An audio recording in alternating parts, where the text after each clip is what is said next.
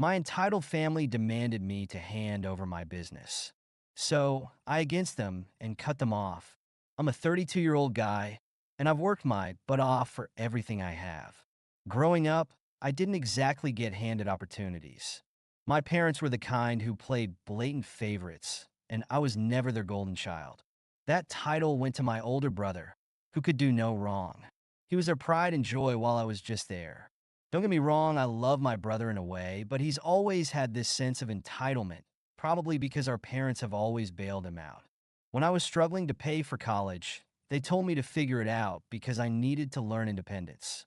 But when my brother racked up thousands of dollars in credit card debt for partying, they paid it off without a second thought. I've spent most of my adult life trying to distance myself from that dynamic. I worked multiple jobs through college, started a small online business in my mid-20s, and slowly grew it into something successful. It's a boutique tech consulting company now, and while I'm not a millionaire, it's doing well enough to support me comfortably. I'm proud of what I've built, but apparently my success didn't sit well with my parents or my brother. It started subtly about a year ago. My parents began making comments about how nice it was that I'd built something stable and how my brother was still finding his footing.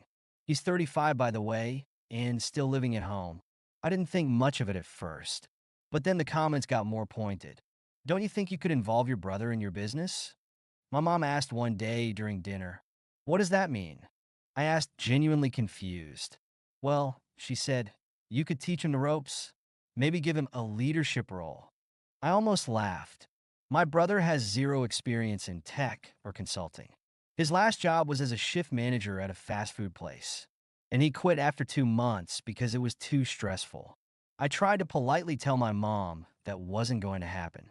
She got huffy but let it go for the moment. Then came the family meeting. A few months ago, my parents called me over for dinner. When I got there, it wasn't just a casual meal. It was a full-blown ambush. My brother was there along with my parents, looking smug as hell. After some small talk, my dad cleared his throat and said, "We've been thinking about your business, and we have an idea that will benefit the family." I immediately felt uneasy. He went on to explain that since I was doing so well, it only made sense for me to bring my brother in, not just as an employee, but as a co-owner. They wanted me to sign over 50% of my business to him. I was floored. "You can't be serious," I said, looking around the table. "Oh, we're very serious," my mom chimed in. "Your brother deserves a chance to succeed, and you have the resources to help him." "He's my brother, not my charity case," I snapped. "I built this from nothing. He's never even asked me for advice or shown interest in what I do. Why would I just hand over half of my company?" My brother finally spoke up. "It's not just about you," he said, his tone dripping with entitlement. "You have a responsibility to the family. You've been lucky, and now it's time to share the wealth." Lucky. That word hit me like a slap.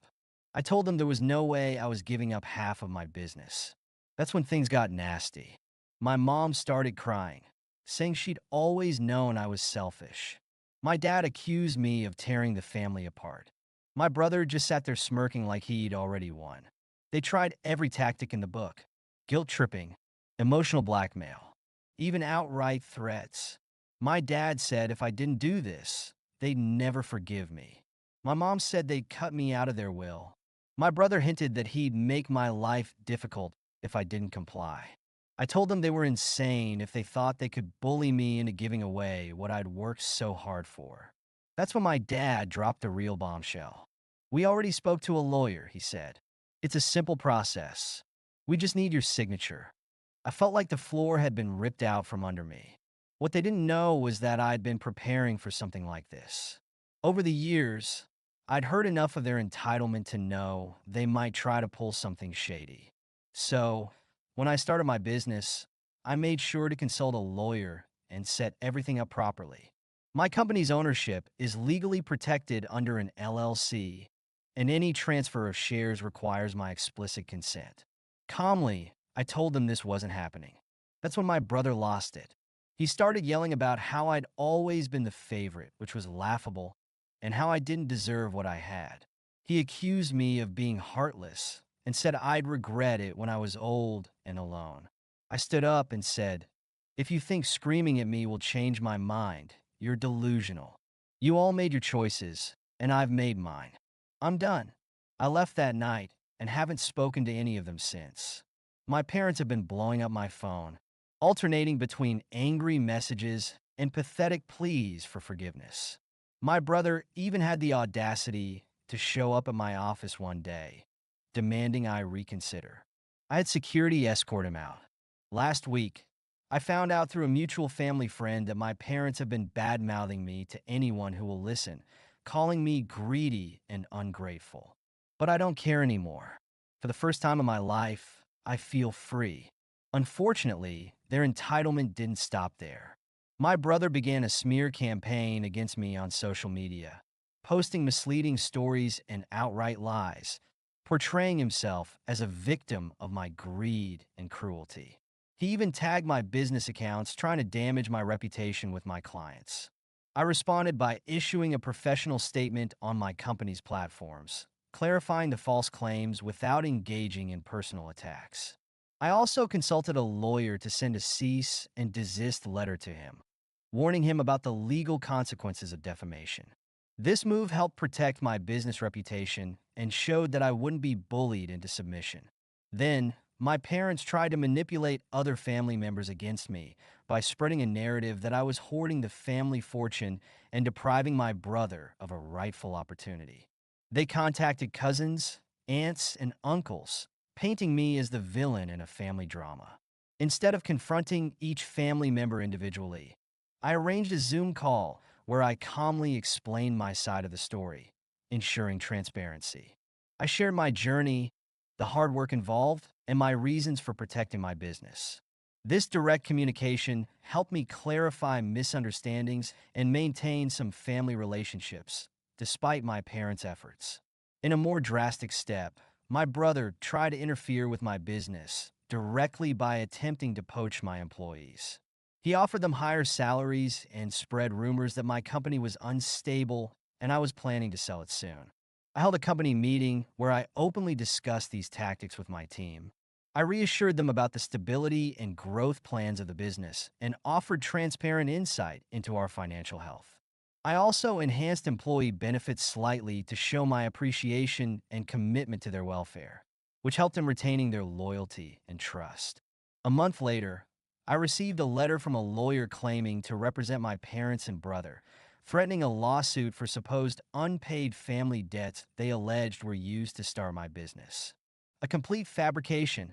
I responded firmly through my legal counsel, providing clear financial records and documentation that showed no such debts existed. My lawyer prepared a comprehensive defense, indicating not only the baselessness of their claims, but also highlighting their attempts at extortion. We threatened a countersuit for harassment and malicious prosecution, which quickly led to the withdrawal of their legal threats. This whole ordeal was exhausting, but enlightening. I realized that my family's toxic behavior was not just about money or success. It was about control. They could not stand the fact that I was independent and beyond their reach. Cutting off my family wasn't an easy decision, but it was necessary. They showed me they don't see me as a person, just a resource to exploit. And as much as it hurts to walk away, I'd rather be alone than surrounded by people who don't respect me. If you're dealing with entitled family members, my advice is this: stand your ground. You don't owe anyone your hard-earned success, no matter how much they try to guilt you into thinking otherwise. Life's too short to spend it on people who don't appreciate you. Instead, invest your time and energy into those who do. Thank you so much for listening to my story. If you have any thoughts, I'd love to hear them, so please leave a comment. Don't forget to like and subscribe if you want more stories like this one.